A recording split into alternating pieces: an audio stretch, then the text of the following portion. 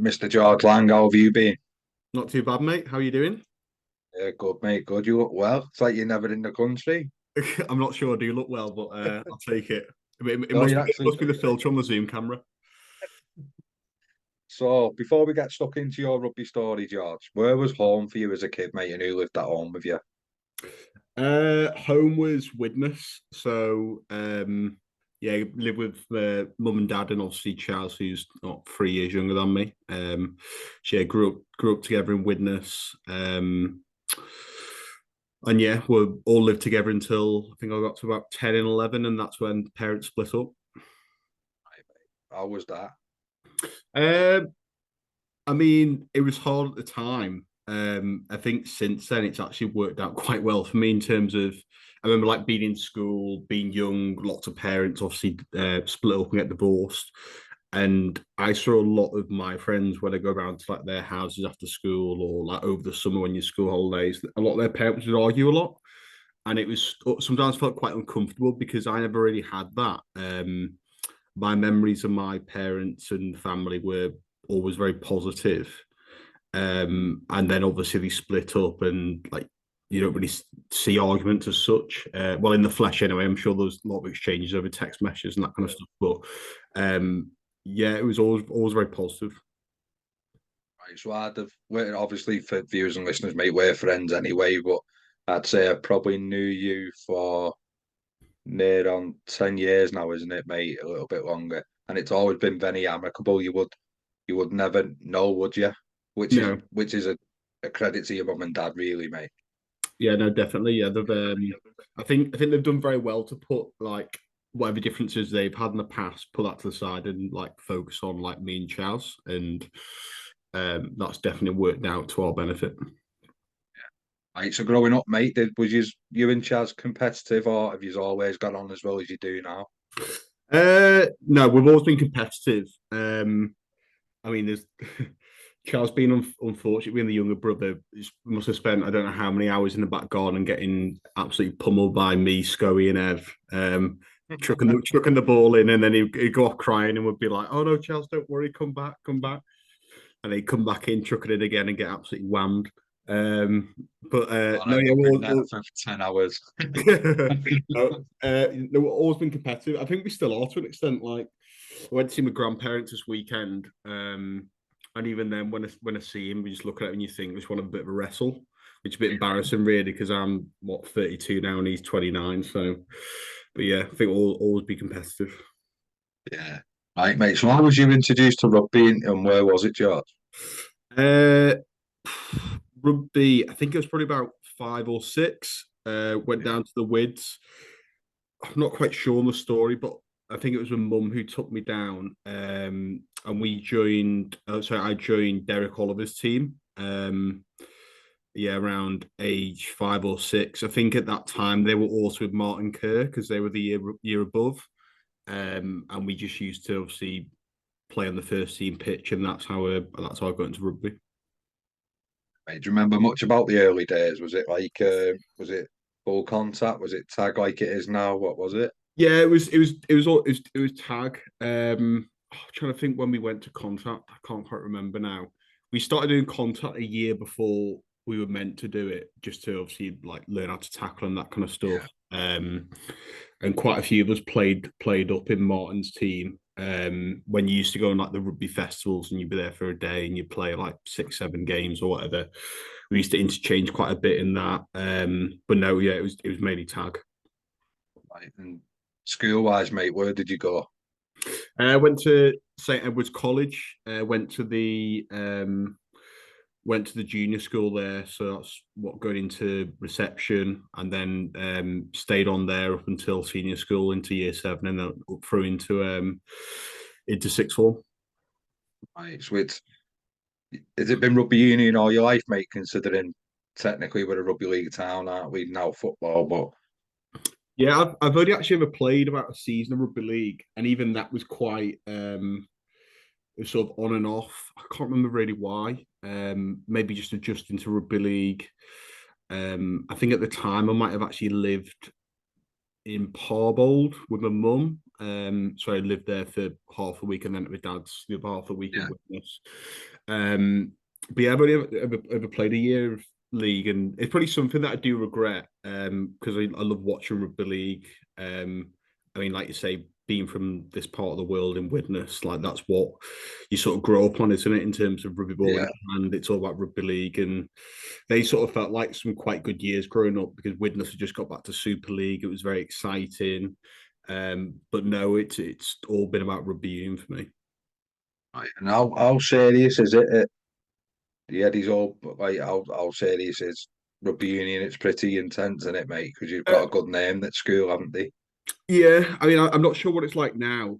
Historically, Eddie's has always had a good rugby background. Um, I mean, especially when it used to be a private school, it used to pride itself on that. Especially when they go down to like Roston Park and places like that, they always want to make a good show for themselves. I think Kieran Bracken actually went to school. Obviously, won the World Cup with England. He was there for a couple of years. Um, I think the biggest thing about Eddie's was a lot of it was around the culture. It was sort of like seen as prestigious to play rugby, despite being obviously in a football hotbed. And you always got the feeling that if you were involved in rugby at St Eddie's, that you were regarded very highly and you were looked on quite favourably, which is pretty unfair to people who didn't play rugby, but that's just how it was. And a lot of the teachers, whether it's coincidence or no coincidence, were all very good rugby players. Like you had like um, Gareth Davis, Dave Mercer. I don't know if you remember him. He came down and coached and did a few sessions when Tank was down in the gym. Like Don McKenzie, Peter Buckton, who's Nick Buckton's brother. Yeah, I had loads of very, very good rugby teachers. Right, mate. And like when it comes to the actual understanding of the game, how did you find that? And because you've been playing pretty early, haven't you? So by the time probably St Eddie's is getting competitive, you're well in the stride of rules and positions and that, are you? Yeah, I always used to play 12 when I was a kid. I remember when I went to school in year 7 and they wanted me to play fly off, and it felt really alien for me. Just 'cause I'd never played there. I felt like when I was younger, especially compared to other people, I had a really good grasp on the game. I always seemed to be in the right place at the right time, which sounds a bit stupid at that age, but you always just seem to be just there all the time. And I think that comes down to, I guess, a level of understanding of where the game's flowing, where the ball's going to be, that kind of stuff. So Um, that's not luck, that George. That's just yeah, game now, isn't it? It's not yeah, luck. yeah. Yeah. And I felt like, especially at that age, I definitely had a bit of a leg up, and I think a lot of it comes down to. I know that sounds stupid, but even when I played last week and we got pumped actually. But when you're playing rugby and you're playing with people around you, you know good rugby players, don't you? Like very easily, just from like how they like pass a ball, like what the things they say on the pitch. And I think a lot of that comes down to like quite an early age, in that we used to play loads and loads of tag rugby, like keeping the ball alive, in and out in different positions. And I think that sort of from a very early age leaves you in a really good stead to then step up. Obviously, there's tactics and other stuff come into it and positioning, but just having that confidence with the ball and being able to like move it about is such a key factor in rugby. And I think to an extent, a lot of rugby takes that away when you think about big athletes, like big, quick, and they maybe don't have that kind of rugby nous that a lot of other people might do when from an early age. So I think that's quite critical. Right, so friendship groups then, G. So was it quite nice to have friends in Widnes, but then be able to separate that with the Eddie's lads? Or how did you find them dynamics? Yeah, that was great. I mean, if it sort of felt weird at times. It felt like apart from the Wids, I didn't really know anyone in Widnes, which is a bit crazy considering I've always lived in Widnes. Well, especially for in my young years. But no, it was great. It was like two different aspects of life. You sort of dip into one, dip into the other, and you take different things from it, don't you? Like having multiple friendship groups can only kind of help you develop as a person. So no, I think it's been really good for me. Yeah. So what was the transition like from junior school to high school? Is that how it worked at the Eddies, mate? So how did you find that transition? Uh, I mean, it's fairly smooth when you go for St Eddie's. You have to do like an interview, so there's an interview process to get into the senior school. Um, So could you have been refused, George? yeah, could have, yeah. Oh, right, okay. Because the junior school's private. Yeah. The junior school isn't private, so they still had connections with the junior school. So if you had like a sibling, the chance of you getting in are like 95%. If you didn't, then there's some kind of I can't remember how they used to decide it, but you used to have like an interview process. I assume to check your grades and that kind of stuff. So yeah, so it was never a certainty that you get in, and quite a few people who went junior school actually didn't get into senior school. So Went for you, Chaz, to be in the common schools with us. yeah, yeah. So how was that a bit? Do you remember much about that? Was there a bit of pressure there, George, or is it just a normal to you that at that point? I guess yeah. I think at every stage of life, there's always pressure, isn't there? Because at that point in your life, it's the biggest thing that's happening to you. It's like when you do exams, it's like every exam you do, it's like this is the biggest thing you're going to do, and then 2 years later, you look back and go, actually, it wasn't all that big, but at the time, it feels huge. Um, yeah, I mean, it was, I guess, probably a theme that's probably going to come out of like this interview that we do is that I've always been quite a homeboy. So being in familiar surroundings with people that I know is where I've sort of always benefited from, and it probably seen the best of myself. So I guess there was a bit of pressure in that regard that like going from junior school to senior school in the same environment, I knew is what I wanted to do fundamentally. So yeah. So how was the rugby, mate? Difference wise from the Wids to St Eddie's? How did you find that standard going through them early teens? Uh, I mean, in the Wids, we always had um, very good junior side. So as a kid, I think we only lost maybe like 4 games in about 6, 7 years. So I was with the Wids up until about under 14s. And then the team I was in, Derek Oliver's team, folded. Um, I think it's probably down to his like Derek's own success. That probably sort of killed us in the end because it sort of felt like we were, I don't know, none of us were really progressing. And we sort of lost the love of rugby in terms of like it was a bit boring. Like you beat side 60-0, it's been like, what's the point in this? Um, and in that way, we had a very small squad. That sort of got whittled down to about 18, 19 players. And then as soon as a few lads fell away, it was kind of like we didn't have a team left. So I moved over to Waterloo at that age. I'm not sure if that coincided with my mum moving to Parble, so I'll blame her. But yeah, moved over to Waterloo. And started playing at Waterloo there. That was a completely different environment for myself. Didn't have really any mates there. I think I knew one or two lads. School like, Yeah, yeah. yeah. Um, but no, that was quite different in terms of going from the Wids to Waterloo. Um, I guess memories from school. We always had a pretty good school team.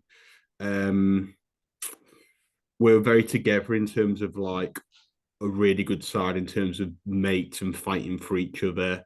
But I guess quite a few of the players that I used to play with, pretty weren't rugby players. They were just kind of like in eddies, and then you get told you have to play rugby. So a lot of the lads I played with actually got better as like the years went by, as opposed to maybe like in the kind of year 7 to year 10. Mate. And so when you mentioned Waterloo there, mate, are you sort of I imagine there is it Merchant Taylors, a lot of the lads at that, aren't they? So are you playing against them at school as well? Yeah, Merchant Taylors, St Mary's College, yeah, school size like that. Yeah. And when how long was you there for and did you ever really settle there? I was at Waterloo, I think, for 2 years, and probably not. I mean, there's a lot of traveling. Like, dad still lived in Widnes. Mum was in Parble, which is like, I guess you'd describe it as Wigan Way. Um, yeah, it's a long way to go. And the Waterloo side, they had a really good coach and a really nice guy. I think he was called, I can't remember what he was called now, Peter, but he was really supportive of me. Just a really good person. But it just never, for whatever reason, just never really worked. Probably the traveling. And I guess at the time, like when you're at that age of 14, 15, a lot of the Waterloo lads had all go to school together. So they were all like, had their own mates. Didn't necessarily have to make the effort. So it just probably just fell by the wayside there. So where did the love for Everton come from, mate? Everton, oh, for all my sins, Christ. Everton's from Yeah, I'm my United fan. I've got sins now, mate. Them days are gone, aren't they? Everton is from my mum's side. So my nanny and granddad used to support Everton. They're obviously from Widnes as well. So that's where the Everton side came out. So I imagine growing up, you've got the circumstances you're in family wise. So you're flipping between houses, and then you're probably not quite enjoying your rugby like hopefully you did when we talk about it in a bit. And then you've got other distractions as well, mates, girls, parties, and football because you go games, mate. You're not just a fan that doesn't go game, you go the games. So was Merseyside or Lancashire or out like that ever something you went and done? And do you remember the process of that, George? Yeah, we used to go along to Merseyside. I can't remember when it started. Was that around that? Was it 16s? I can't remember. I can't remember when Merseyside started. No, Merseyside done one. So I'm a little bit older than you, and I saw Merseyside when I went was first year of school, second and third. So, but I went LSH when it was there, so I don't know where you'd have done it. Yeah, we used to. I was at West Park from memory. Right. But yeah, I used to go along to Merseyside. I can't remember what age that was now. Um, but yeah, I used to go along. Something you enjoyed, though, mate. Oh, did I enjoy it? Um, I'm not sure if I did, if I'm honest. Because I think we all knew it was a sort of stepping stone. It didn't really, without being rude to people, it didn't mean a lot. Merseyside did it. Yeah, It was always the Lancashire thing. Everyone was after on it. yeah. I feel like probably, if I'm honest, at that stage of my life, I was probably lacking a bit of confidence, and I sort of didn't know who I was in the world. Maybe I still don't know who I am in the world now, in fairness, but at that age, it's sort of um, yeah, I guess like parents are divorced, you kind of living in two different houses, like halfway through the week. I probably hadn't fully matured by that point in terms of like hadn't finished growing. So you're coming up against other lads who are like big lads. And all I'd seen in my life to date in rugby was lots of success, never used to lose any games. And then all of a sudden there was lots of change, lots of big lads. And it was like, I'm not the kind of king bee anymore. Kind of like this doesn't feel right. I don't really know what's happening. And it probably just didn't work out as I thought it was going to work out.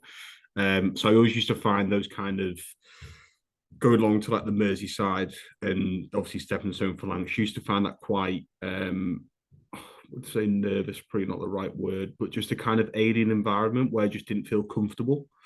And it was very pally in terms of like when you go along to those sessions, everyone seemed to know each other, everyone went to the same school, and All in last year's gear and stuff like that. And exactly. And yeah, I just wasn't part of that kind of, I guess, part of like kind of clique. So, yeah, I'd probably say, outside the looking in, though, George. Sorry to interrupt. You like no offense to you or the family or what school you went, but you'd look like the person that'd be in that clique. mm, Well, because I know you and know you're not like that, but for viewers and listeners, like you hit all the tick boxes, don't you, for Lancashire selection, mate? yeah, no, agreed. Yeah, which is kind of weird that, yeah, I didn't fit in there, but, yeah.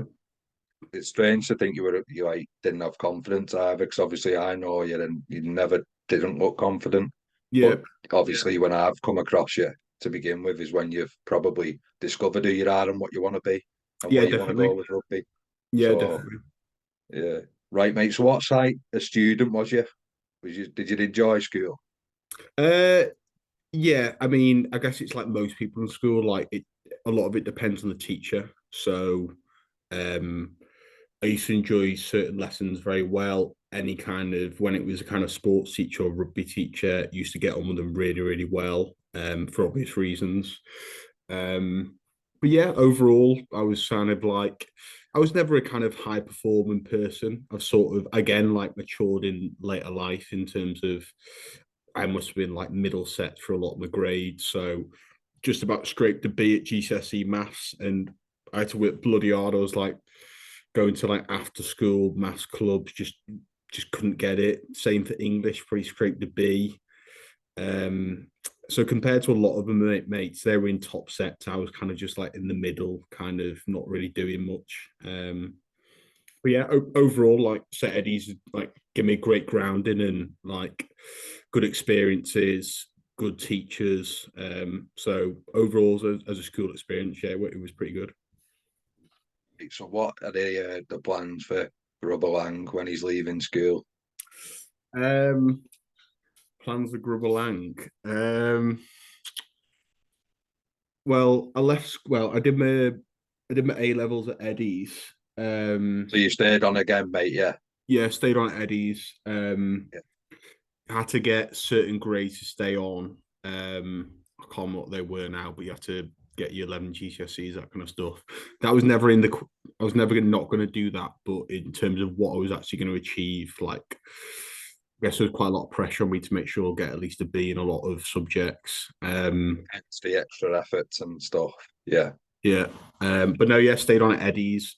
That again kind of wilted out quite a few lads who used to play rugby with because they maybe didn't hit the grades. Yeah. And then obviously yeah went into year 12 and year 13 at school. Right. And rugby's still a big part of that, mate. Yeah, rugby was massive at that point. I mean, I remember in year 11, I played a couple of 13 games. So I was playing with people like Wilcox. He would have been what year 13 at that point. Um, so I was playing with a lot of the older lads. Quite a few of them played for the Wids, like Grimesy, people like that. So I was playing with those. Got quite a lot of confidence from that, from obviously being in year 11 and playing first team. Like, sort of just didn't really happen at that age. Went on rugby tour to Italy with the year above as well in school. So really started to find my feet when I got to that kind of year 11, year 12 stage. Felt like Yeah. I was getting the confidence back. Probably maturing more into a man from a boy. Started to get a bit bigger, go in the gym a lot, that kind of stuff. So that's really when I started to get like I guess my confidence back. Rugby then became a big priority again, and yeah, life seems to be moving forward. Yeah. So would Grimesy have been your 12, mate? Would he? Um, I mean, yeah, I guess so. I was 10, so Yeah. So he'd be 12 or 13, wouldn't he? Because you think he played 12 with us when he was playing with us. So do you know when this is happening then? When do you stop playing at Waterloo and what was uh, after Waterloo? Did you come back to us then? yeah, sorry. So that was a bit before. So I think I did 2 years at Waterloo. I then I squeezed in a year at or half year in it at Farnworth, playing rugby league. So that was under Paul Hume as a coach. So played with Lima's son. There are quite a few good lads in the team. Gareth O'Brien plays Super League now. He was half back there. So yeah, that was quite a good experience to be part of. I actually remember the first game of rugby league I played, made me laugh. I think I carried the ball in and got smashed, and just thought, well, that hurt more than rugby union does. uh, yeah, that was quite a good experience. So positioning wise, rugby league, mate, where was you playing? Uh, I think I played centre. Played centre and centre and second row. I think I was gonna be or trying to be a halfback, but because I just never like I couldn't train all the time, don't know the moves. Yeah. I just sort of like filled in at centre or second row. So I probably never really gave myself the best opportunity to like succeed and give rugby league a go. But enjoyed it nonetheless. Yeah. Yeah, it was a good experience. Position wise, then, mate. So you've gone from the main man to organising and constructing and telling people where you want them and where you want them to get you. To how did you find playing centre? Because it's a vulnerable position, mate, in it at times in Yeah. both courts. Yeah, I mean it's rugby league at the time. It was just it was like completely new sport for me, quite alien. Even no matter how much you watch it, it's very different to actually playing it. Yeah, It's like any sport, isn't it? Like you could be an unbelievable football tactician, but then you put a ball at your feet and you ask someone to dribble and go around someone, all of a sudden it's a bit harder. Um, but no, I enjoyed it. I mean, I've been moved around. I probably should have mentioned this earlier, but I've been moved around quite a lot in my career. So, um, like when I was growing up playing rugby, a lot of coaches tried to move me in at hooker. So I remember going along to like Merseyside Lancashire trials, um, going in as a hooker, but I didn't play hooker. I played 10 at school. Um, so I was trying to like play a position that I didn't play against lads who played there every week.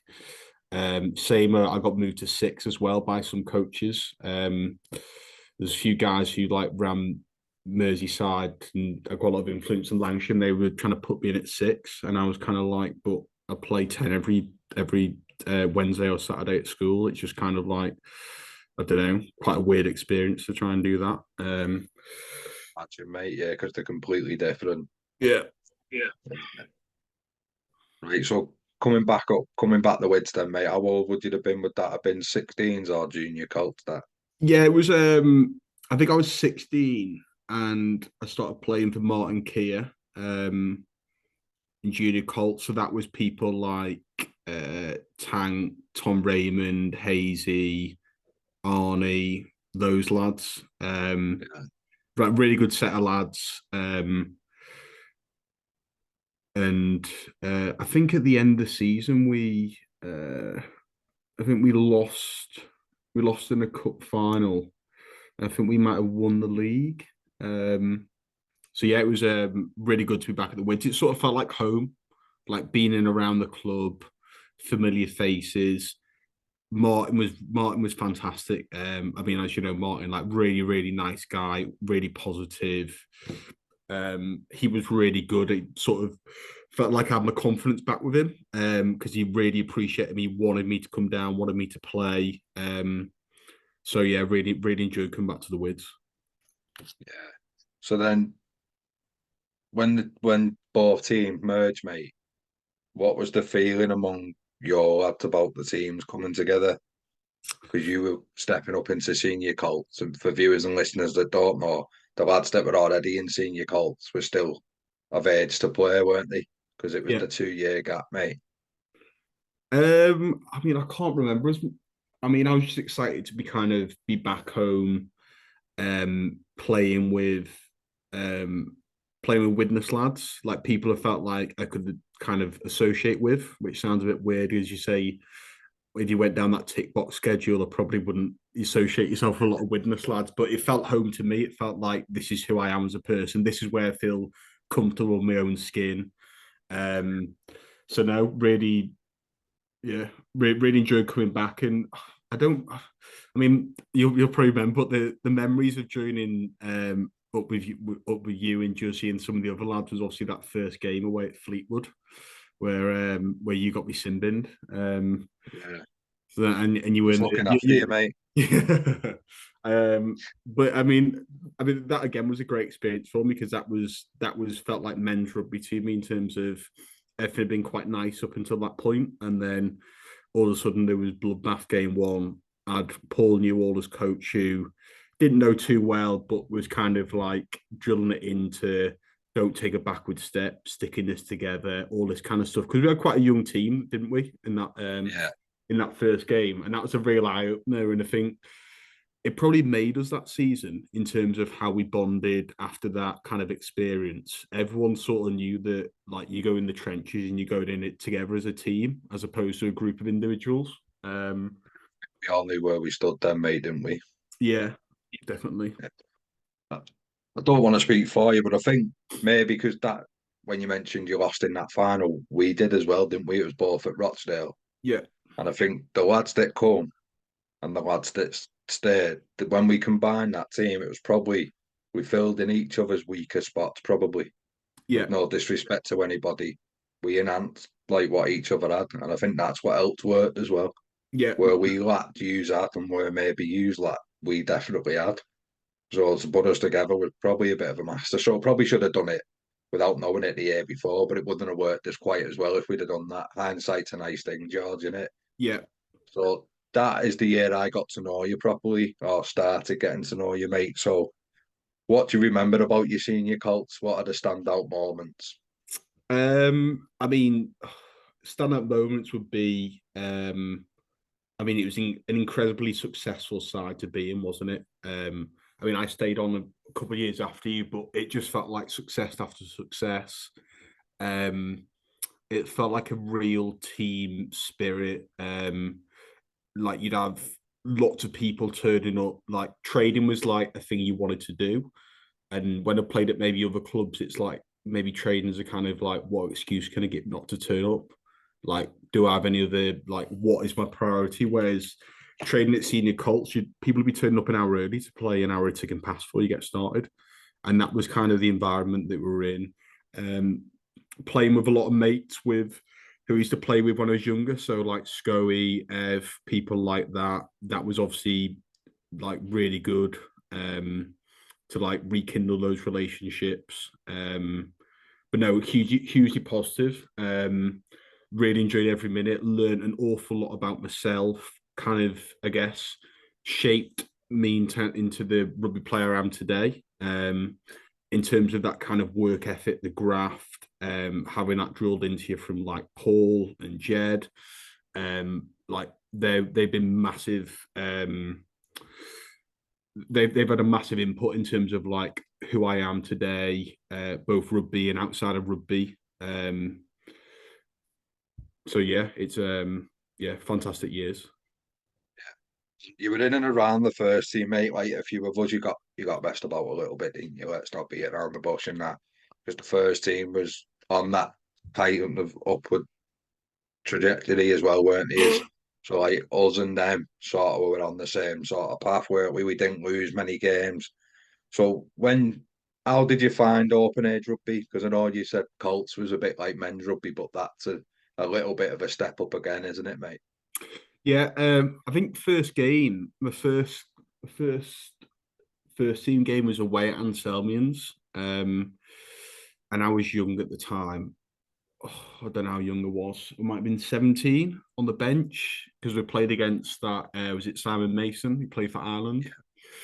I remember loads of talk about it and that kind of stuff. I remember Tank getting everyone to give me a kind of like round of applause for the game for joining in one of Tank's speeches, which probably made me feel worse about playing than it should have. But yeah, I think I only got on for about can't have been long, 10 minutes, 15 minutes, but it meant the world to me to be like to be first team rugby, playing with men, playing with lads like you and whoever else in the team at the time who I knew very well, who'd look after me. Yeah, it was really positive. I mean, I don't think I really struggled with the physicality side of open age rugby because I'm quite a big lad, especially for a 10. And that kind of the grounding I had at Colts with that kind of the mentality that the back's against the wall, we're from a small working class town, really fed into me. And it's probably something I've never really lost in terms of that's how I sort of carry myself today, in terms of I'll just work harder than someone else because they might have more privilege or whatever else, but I'll just graft harder, I'll tackle harder, I'll put in more effort, which is quite ironic because I'm incredibly privileged. But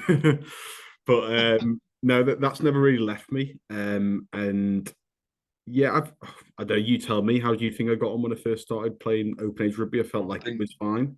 caught well, yeah, caught well. It's a good standard as well, George. So it was like I don't know, and I appreciate we know you're privileged, like your friends do, viewers and listeners don't, but you don't ram it down people's faces when you're in company, when you're in people's company. You're not someone that like flaunt it, George. Like we'll say it bantering, won't we, about get the Amex out and stuff like that. Yeah, But like it's yeah, you can be around other people, mate. They let it known, don't they? And you're like, don't want to be sat with this tool. yeah. But you're not that type of tool. Oh, that's good to Yeah, know. no, like you don't. Like I said, we joke and that, but it's not doesn't define you, George. You were just Yeah, and that's just what you were born into, mate.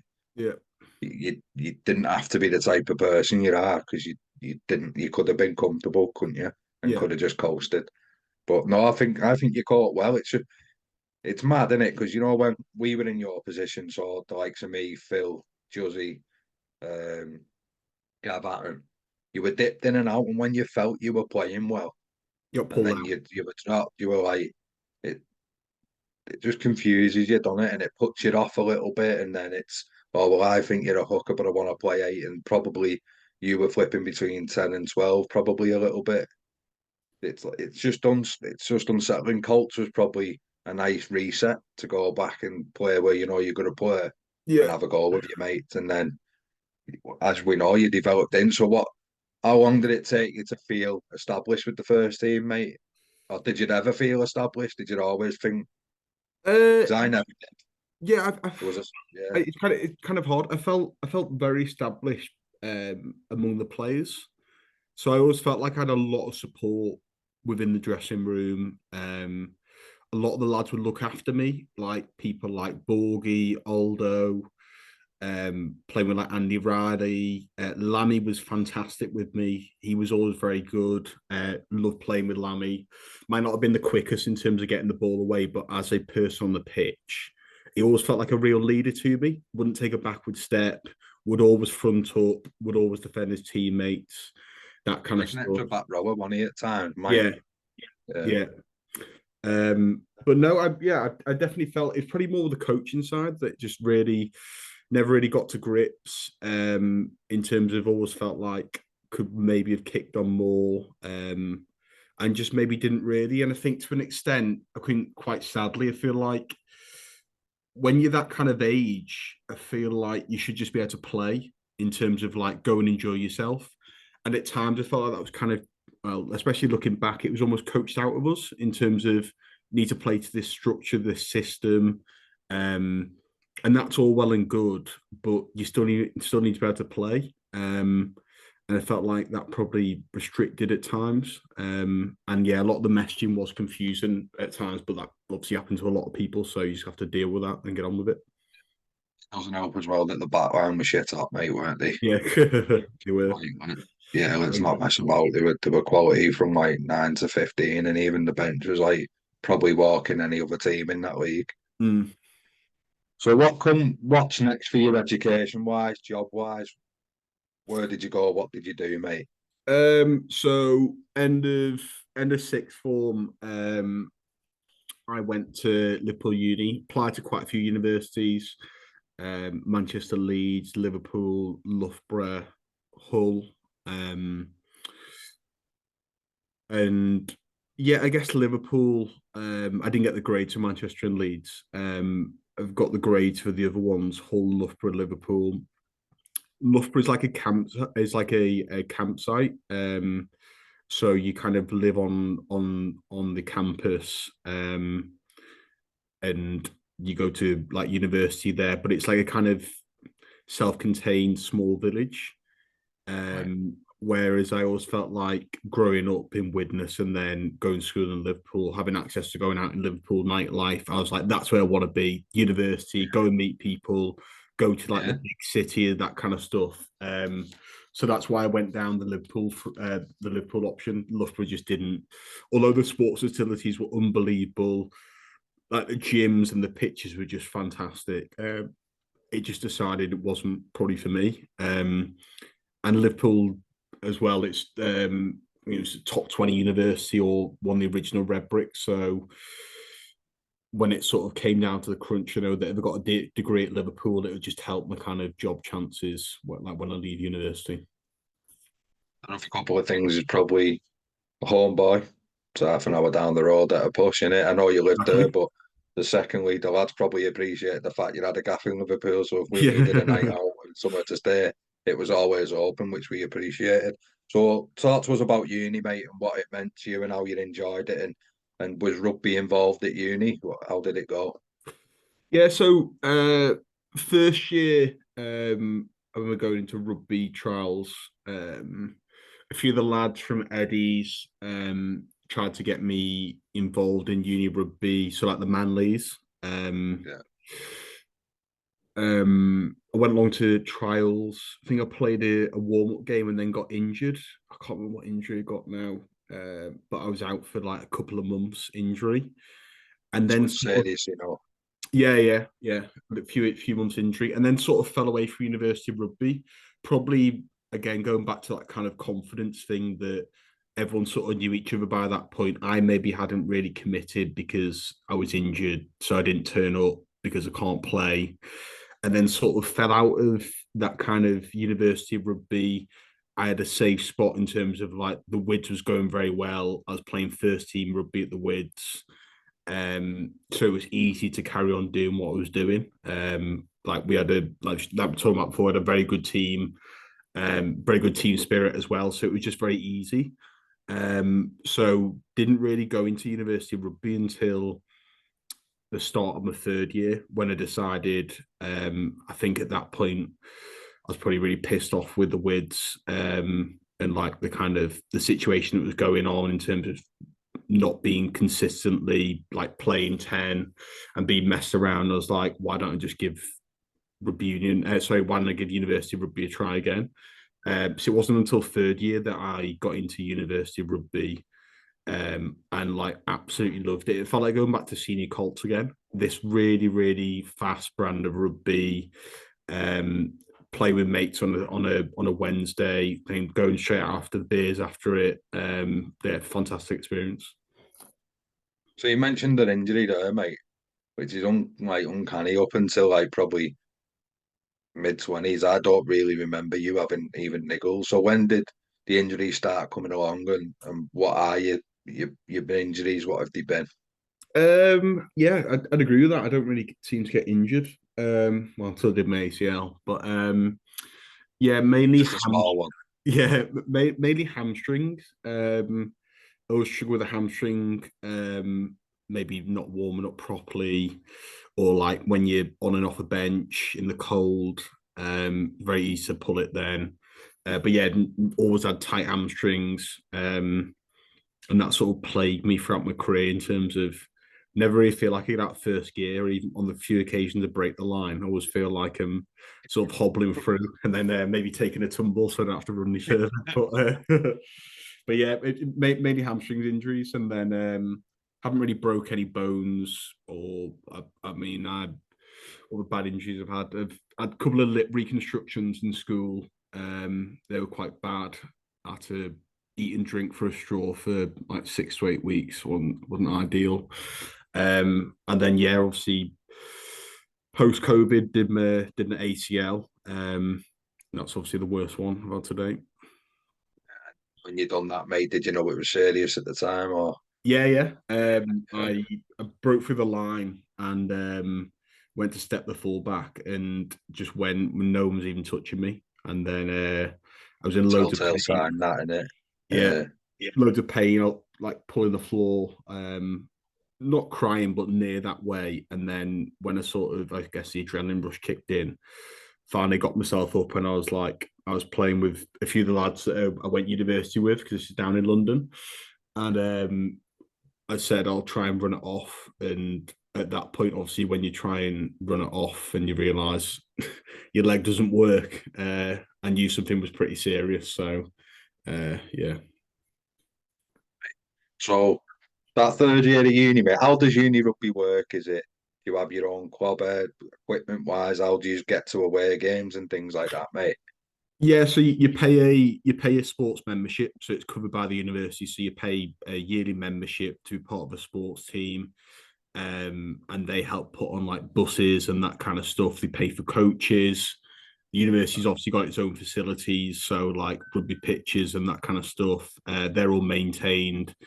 And the rugby club also gets sponsorship, so on for rugby shirts, that kind of stuff. Anything towards tour, you get sponsored by whatever it, Beer Keller in Liverpool or places like that. Student housing, lettings place, they'll obviously chuck some money in. So yeah, that's how it generally works. And where did life take you after uni? And did you get what you needed from uni or what you wanted, mate? Yeah, yeah. University was like amazing. So I did 3 years at Liverpool, and then the end of third year, I was sat in the library with a few of the rugby lads, and we're all talking what you're going to do next year. Kind of the world's coming to an end because like those years in university are the glory years. Um, and we all decided, why don't we just do a masters and kick around for another year, play another year university rugby, do it all over again. So that's what we did. We all moved in together. I think it was four rugby lads. And yeah, did another year of kicking back, enjoying the beers, playing rugby, living the dream basically. Um, so yeah, I did my undergrad was in history, did a master's in international business. The reason for that is a few of the lads I moved in with and played rugby with, they did economics undergrad. So it sort of tied into what they wanted to do. I didn't really care what I was going to do as long as I stuck around for another year. Um, so yeah, I did that for a year, and then had to venture out into the big wide world and get myself a job. Yeah. So where was the big wide world for you? Where was home for a bit? So after university, moved back to Widnes for a few months whilst applying to grad schemes. Effectively applying for anywhere that would give me a job. So any kind of big company, apply for it, and see where you get to. I got through at BDO, which is a professional services firm, like accountancy, tax, that kind of stuff. One of the mates, Max, who I live with in fourth year, he got a grad scheme at BDO in London. I think to join in the September, so left university that summer, joined BDO in the September, and he said there was places in December. So I applied for the same role, and he gave me the answers how to pass the exam. So I turned up to the exam day knowing exactly what to do, what page the answers were on, and pass that. So yeah, moved down to London in the December after I left university. Right. And what people won't know, mate, you've not really looked back, have you? You really settled there. You've established yourself there. You've done further courses. You've enhanced your knowledge, mate, haven't you? You've moved jobs, I think, as well, G, haven't you? And Yeah, yeah, a lot's yeah. happened, hasn't it, mate? Talk us through it. Yeah, I so went down to London, did my chartered accountancy, ACA. That again was like felt like I was reading Chinese. Maths wasn't my strong point, as I said before. Straight to B at GCSE. And accountancy isn't all about maths. There's lots of rules that follow, but you need to have a pretty basic understanding of numbers and how they work, and being able to like think on your feet.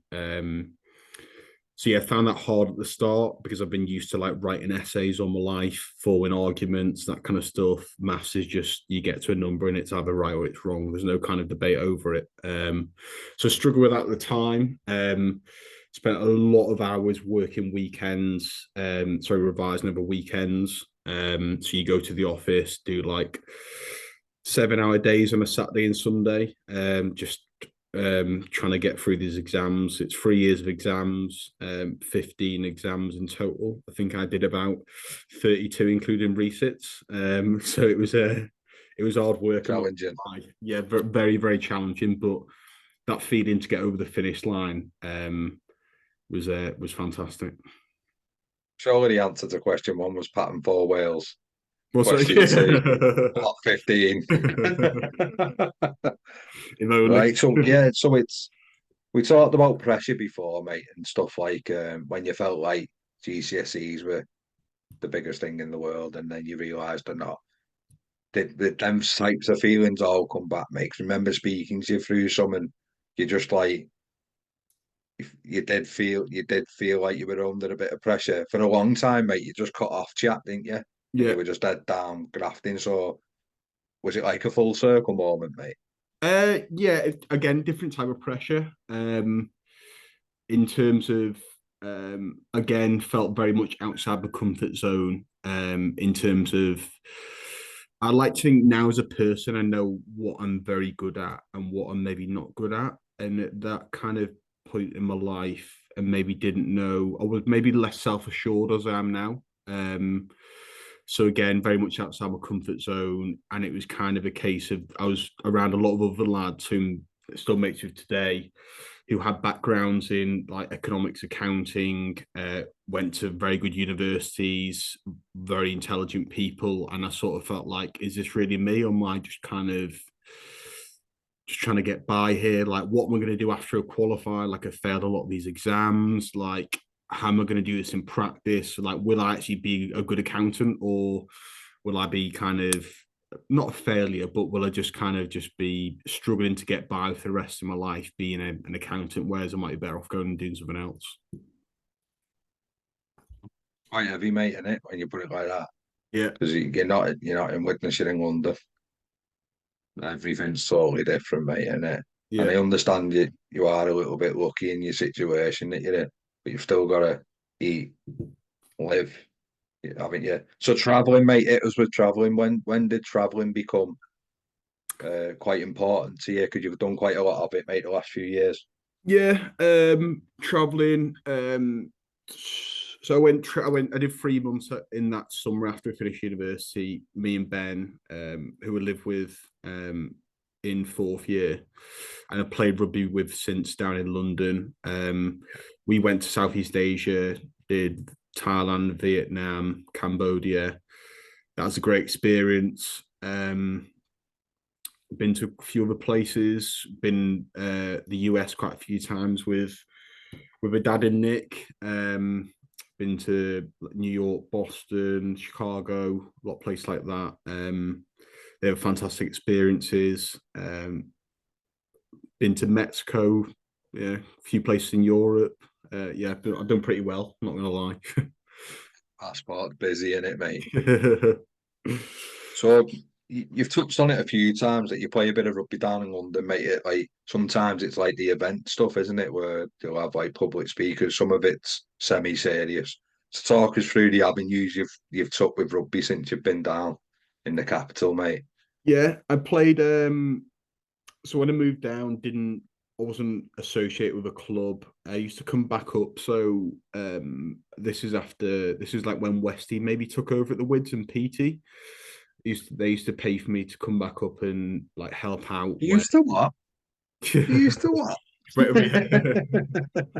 and the thing about Westy and PT, with bank transfers, no brown envelopes. It's straight to your bank. Sensible.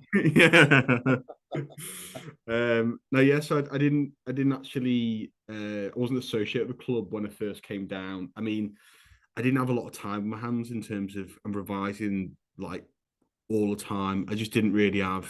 I couldn't really commit to anything.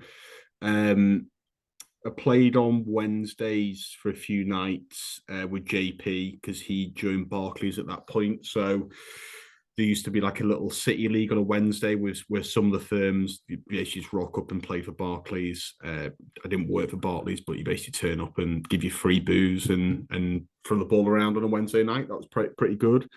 The first couple Like proper structured though, like a league system and that, or take and pass, or yeah, it's a Wednesday. I think it's a Wednesday league. So it wasn't kind of a men's league, but there was like a round robin kind of thing. But no, contact though, G, yeah. what? Sorry. Contact though. Yeah, contact. Yeah, yeah, Yeah, yeah. Right. yeah, yeah. So proper rugby. And the first club I joined was HSBC. So Tom Rivers, who I live with in fourth year again and played university rugby with, he joined HSBC's grad scheme and he got me down along with a few of the other lads because a lot of us moved to London to play at HSBC. And also played there for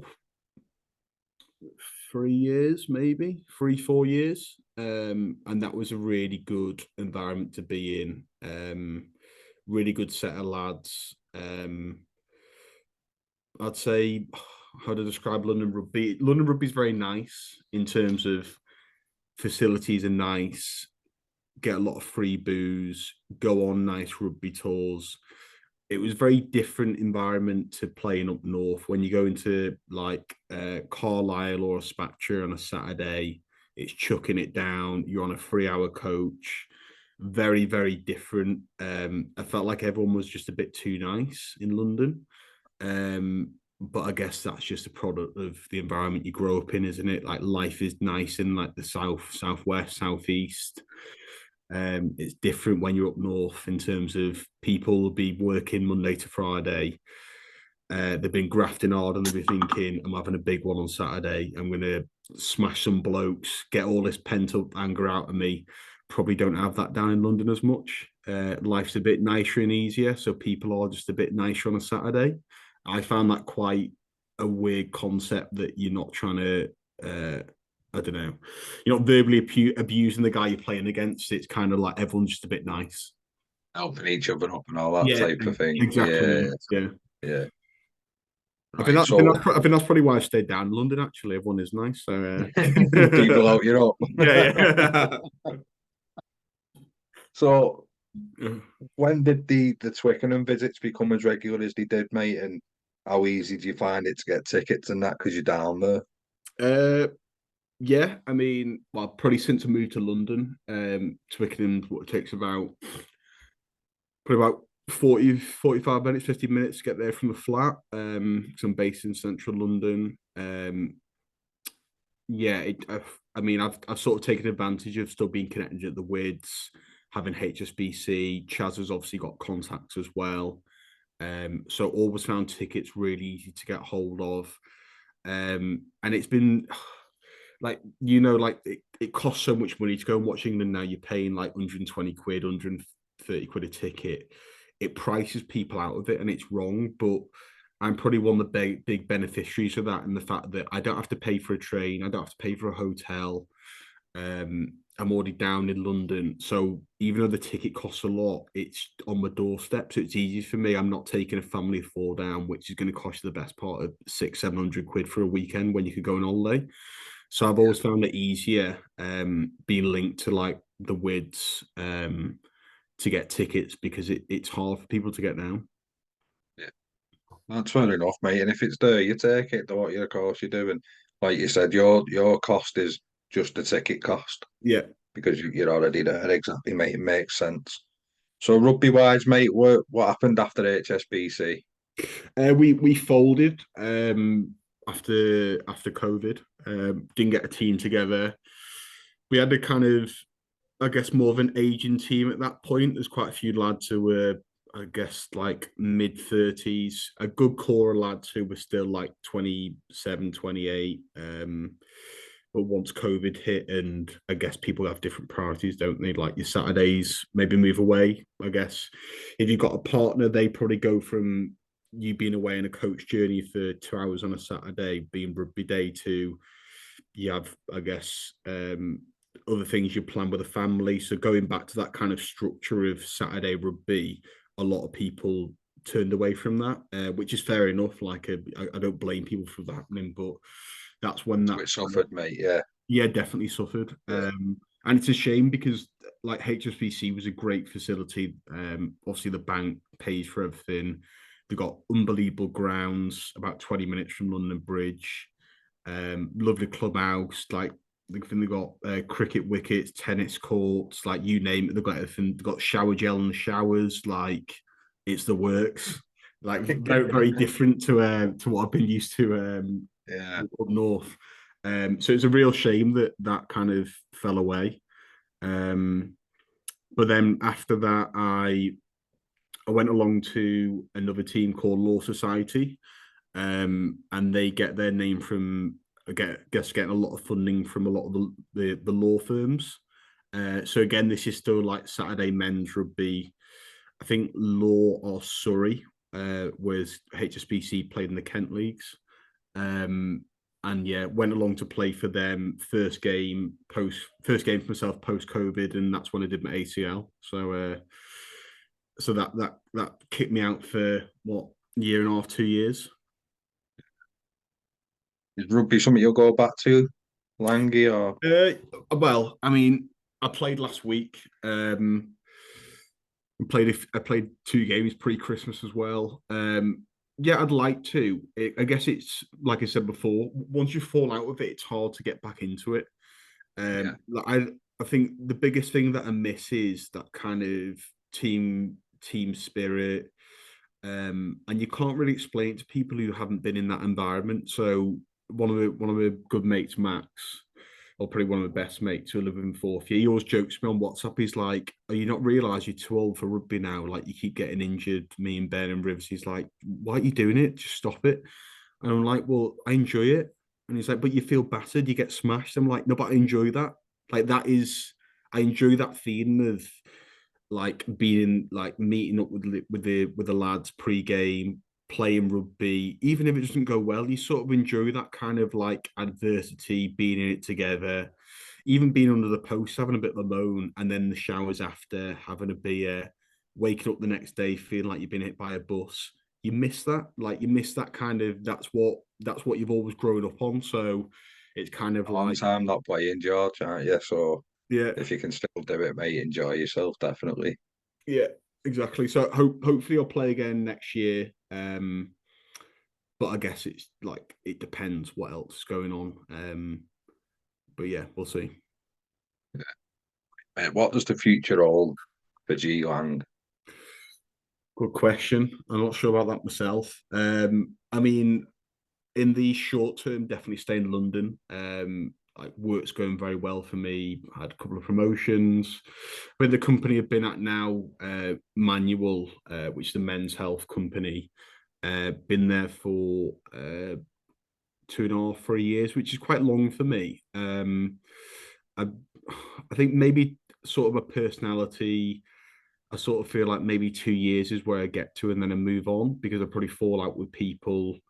Um, Quite opinionated in kind of what I see as right is right, and what maybe someone else sees as wrong. That's probably just more my personality. So I find it easy to get kind of pissed off and disagree over like certain issues just because I believe in it so much, as opposed to just being Yeah. like a bit of an idiot. Once I've got a kind of, there's no sitting on the fence generally with me. It's kind of like I see it this way or that way, and that's what you go with. But they're really enjoying it. So yeah, I don't know. See what happens in the future, but definitely remain in London for the short term. I think long term, obviously, becomes hard in terms of like eventually I want to have a family, and do that kind of stuff. London's very expensive, so I don't know. We'll see.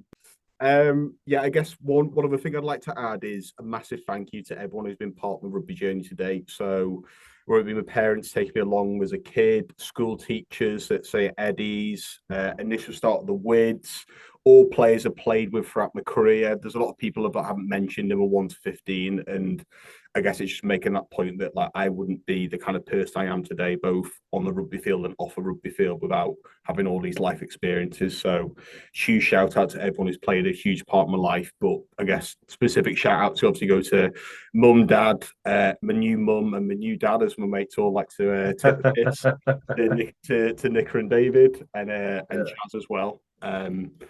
Huge part of my life today, and appreciate everything you've done for me.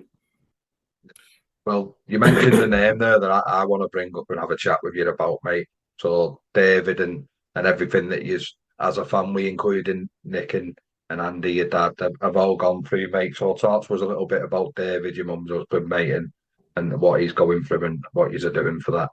Yeah, it was about it must be maybe like 7 years ago now. He was diagnosed with Parkinson's disease. Parkinson's, for those that don't know, is a disease which is caused by a loss of nerve cells as part of the brain.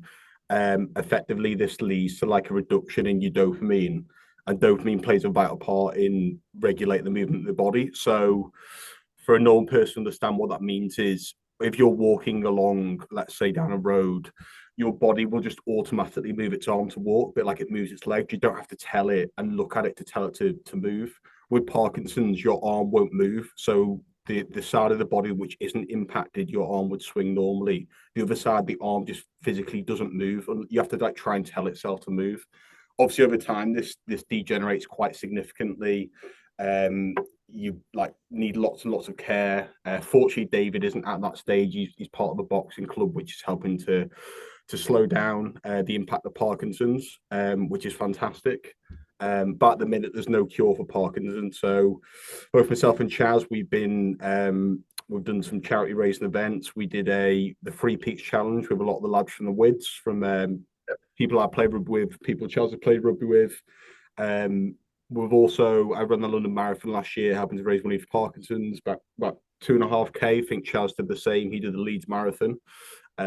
He raised a similar amount. So hopefully in the future, like they will find a cure for Parkinson's, and me and Charles will carry on trying to raise awareness and raising funds to help find that cure. Brilliant, mate. Thanks for sharing that anyway, and we wish everyone all the best with that. Appreciate that, John. So we've got to that end of the chat, mate, where I've got a few daft questions for you. So any pre-match superstitions, G? No, no superstitions. Got no superstitions in my life. Just kind of like, yeah, roll with it. I don't really believe in luck. It's kind of like if you put the work in, then you'll probably be successful. So, and if you don't, then funny enough, you probably won't be as successful. So, no superstitions at all. So the definition of the next word is different for everybody. The toughest player you played with and against. You might not know the name, but you might know the club or the Yeah. company they work for or something like that. The toughest player I played against. I played in a HSBC HSBC played a South Pacific Islander team for a charity event. This is Doesn't sound very charitable, mate. I won't lie.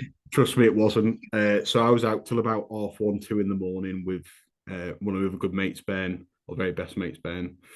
And we were out drinking, having a laugh, being like, "Oh, heard Nicky Little's going to play tomorrow," which he did. He obviously played for Fiji in the World Cup. Turned up on this roasting hot day, and obviously roasting hot day, it's not good when you're hungover. Big crowd, Martin Johnson there giving speeches out before the game, and I kept turning around, looking at this big guy behind me, being thinking, I recognise him from somewhere, and this guy is like, he's enormous. Like his arms are like my legs, and my legs aren't small. And I'm saying to my mates, like, God, I recognise him from somewhere. So anyway, we kick off, start the game. We're doing pretty well after the first 15, 20 minutes. It's kind of sort of even. And then this 8 run through about 12 of us and scores. And then you're under the sticks and you go in, giving it large, like someone just bloody hit him. Like, and if he goes to your pasture, just take his head off. Like he's a bloke at the end of the day. He ends up scoring 5 tries that day. And yeah, he was just literally rampage, ran for everyone. He's I'm trying to make his name is Alafati Fasavia. For Sevilla, he played for Samoa, played for Bristol, Toulon, Worcester. I think he's the only Samoan to score 2 tries in the same game against the All Blacks. So there's a clip of him running over Ben Smith, and it felt like he was running over me because when I was watching that, I was like, "That's literally what happened." Flashback. Yeah. When he picked up at number 8 and ran through me. Yeah, he's definitely the toughest guy. He was just like insanely tough. So he was like tackling concrete, like literally concrete. Well, I mean, we didn't really tackle him that well, did we? Score 5 tries. So You're on about before about levels, mate, when you can see a good rugby player. yeah, Like, you see levels, don't you? yeah. He was insane. Your Yeah, favourite away ground? Favorite away ground? Uh, Probably don't have one. I mean, maybe just Well, due we to don't play at the likes of Headingley and that, mate. We play at shitholes, don't we? So they're not yeah, that enjoyable. But yeah. Maybe just purely for success, Fleetwood or Rochdale, just because that's where won quite a lot of League Cups and Lancashire Cups and that kind of stuff. So probably for those reasons, probably one of those, Fleetwood or Rochdale. mate, if you could go back and tell a younger G something, what would it be? Um, I don't know, maybe believe in yourself more, which you probably find that's a bit alien because I've obviously got a lot of confidence in who I am and what I do now, but maybe at that age, probably didn't believe in myself. But I'd like to think I turned out all right. So, yeah, Oh, that's it, isn't it, mate? It's and this chat sort of led us to why you feel like you do now. exactly. Yeah, I mean, Right? like, So if it happens for a reason, doesn't it? And like, yeah, when you I face believe so, mate. adversity, it makes you. Yeah, mate. And say we were out on the smash, mate, like we have done a few times, and the microphone ends up in your hand for some reason. What you gonna give us? Uh, I got a few. Probably when I'm really drunk, probably Angels because I know it off by heart.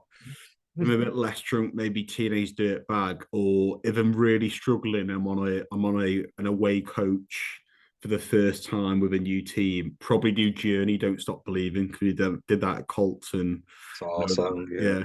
Yeah, know I that. like it, mate. Right, and if you're willing to, mate, a 1 to 15 that you've played with so far. Uh, 1 to 15. I played with. Probably go front row. Probably some of the lads when I first went into the first team really looked after me. So something like Borgie, probably Borgie and Aldo. And Yeah. as a props, I don't know which way they go around, but they're definitely props. Hooker, always a few lads.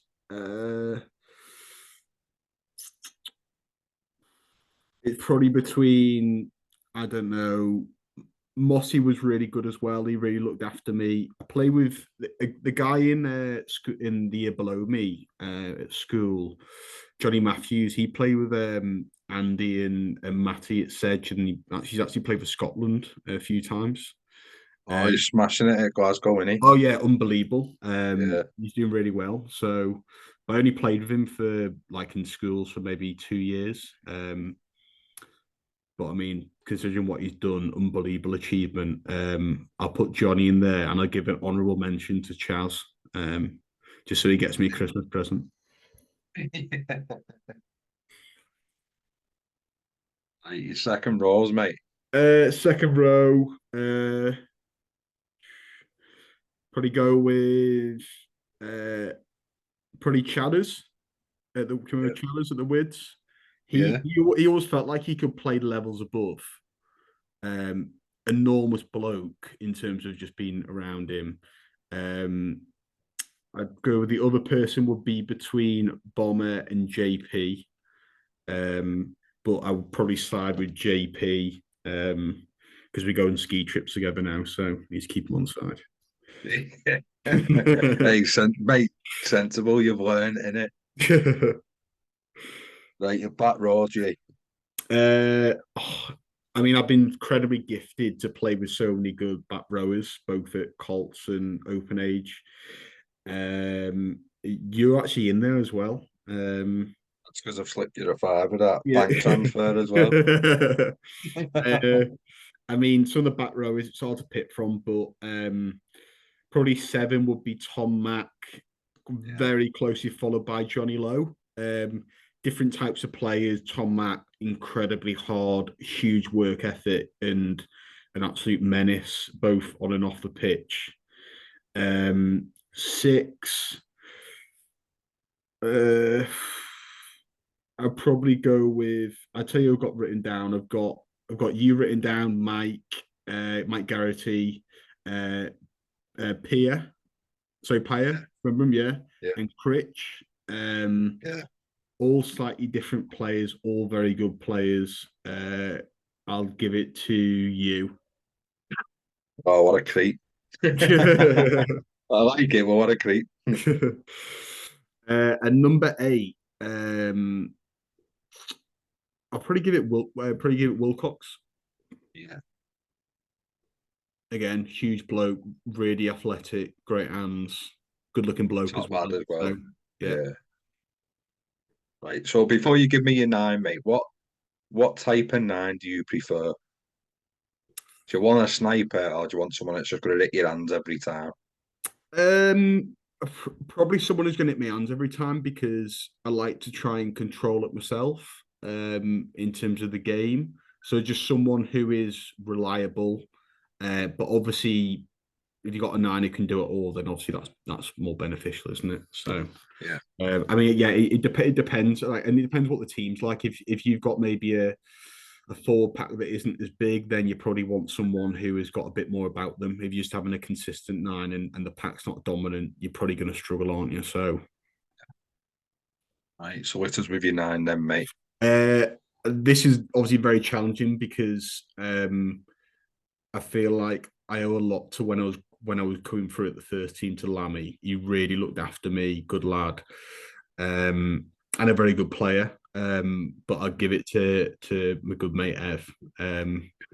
When we're playing together at Colts and then a bit of first team, like wonderful to play with. Always got a smile on his face. Very confident, bit cocky. I'm But yeah, Evertonian.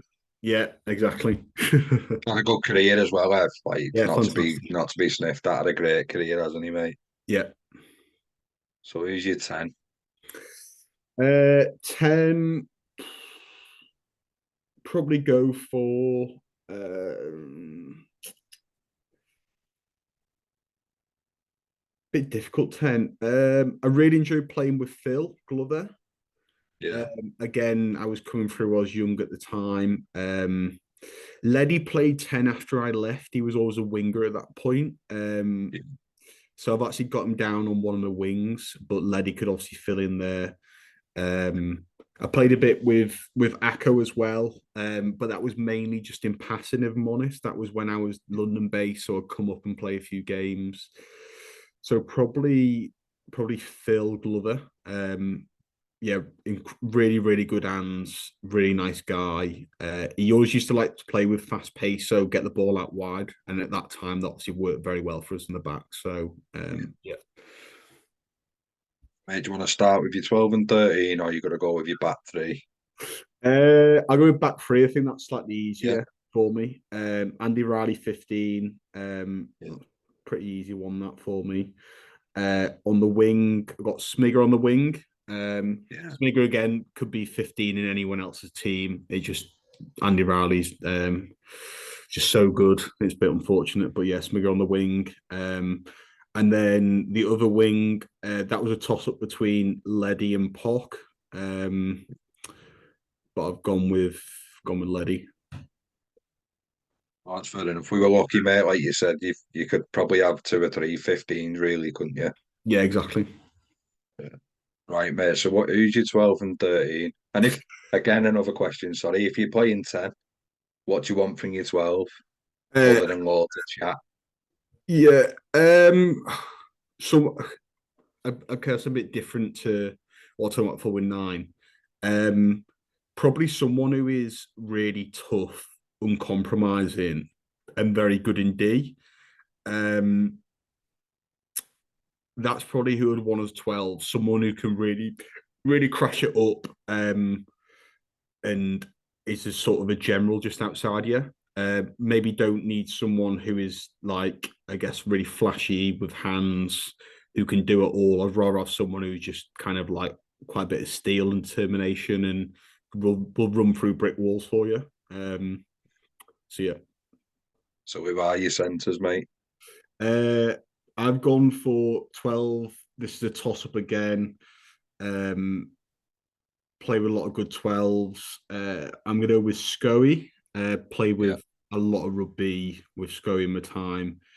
He's the kind of bloke who's just always there and always turns up. So he's not very loud, he's not very shouty, but he just does everything very well and gets on with it. And he's not the bloke who's after all the praise.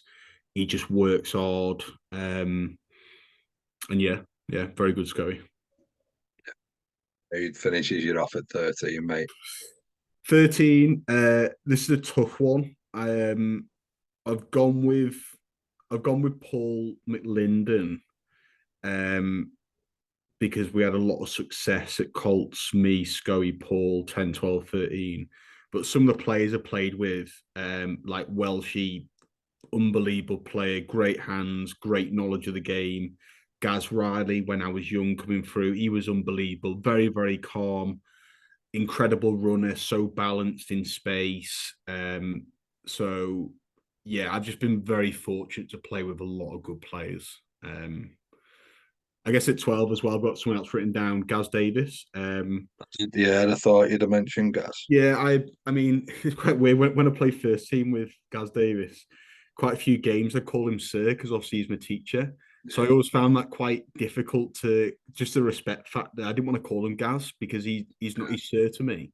I remember one game playing away and I was calling him Sir in the game. He's like, just call me Gaz during the game. I was like, sorry, Sir.